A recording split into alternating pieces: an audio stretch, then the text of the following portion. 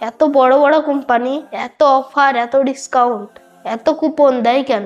সাধারণভাবে একটা রেট লাগালেই আমরা কিনে নেব, কিন্তু লোক কিনবে না। এই কাজটা কাস্টমারের জন্যই হচ্ছে। 2012 সালে আমেরিকার একটা কোম্পানি ছিল জেসি পেনি। তার আলাদা আলাদা ডিসকাউন্ট কুপন ছিল, আলাদা আলাদা কোড ছিল, যে কোম্পানি নিজে কনফিউজ ছিল, কিন্তু ইউজারকে ভালো লাগতো। তখন কোম্পানি বলল যে এটার কি মানে, 1000 টাকার জিনিস 20% ডিসকাউন্ট করে 800 টাকায় বেচে। সবকিছু বন্ধ করে সোজাভাবে একটি প্রাইস দেওয়া হোক 800 টাকা।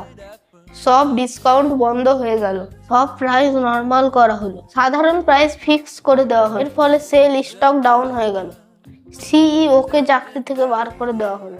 তারপরে নতুন সিইও এলো, দ্বিতীয়বার প্রোডাক্টের প্রাইস বাড়ালো, প্রাইস বাড়িয়ে আবার ডিসকাউন্ট দিল, আবার সেল চলে এলো। এর ফলে গ্রাহকরা মনে করে 1000 টাকার জিনিসে 1000 টাকায় দেয়, তাহলে তারা আনন্দ পায়। গ্রাহকরা বলে 1500 লিখে ডিসকাউন্ট দিয়ে 1200 দাও। তাহলে কোম্পানি যে এটা করে তাদের মেন্টালিটির জন্যই।